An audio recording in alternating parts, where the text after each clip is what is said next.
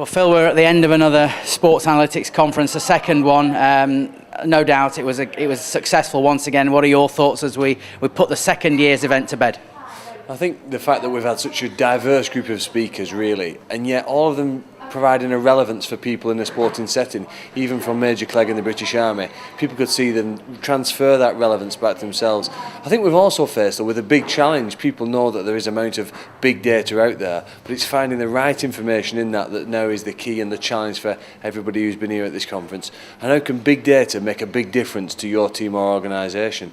So I think people are recognising we all want to talk now about what's happened, what's happening and what's going to happen in the future. And this next generation of analytics and the possibilities that presents are a very exciting time for everybody who's been here today.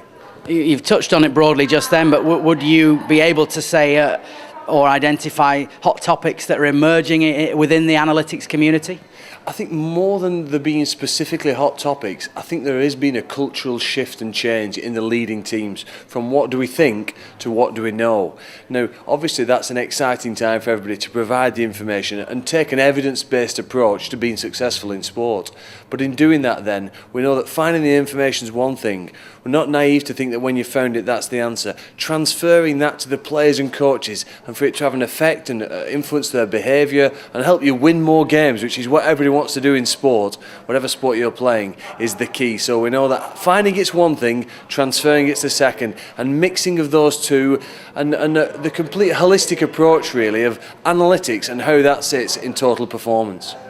You will be analysing the event and looking for ways to improve it, no doubt, in the coming months, but how's the initial feedback been from the delegates and the speakers? I think what's been really successful in this second year's event are the workshop sessions that we had just after lunch, and the fact that delegates had a chance to choose a topic that they found relevance of, which was chaired by a host from a variety of different leading sporting organisations, that stimulated some debate, because the whole idea of this sports analytics conference is to bring people together, to build this community, to share ideas and to challenge one another really. We're not saying that you would reveal any secrets to do with your team, but you can cross ideas and stimulate some debate, and from that then go back to your own club or organisation and hopefully find that extra 1%.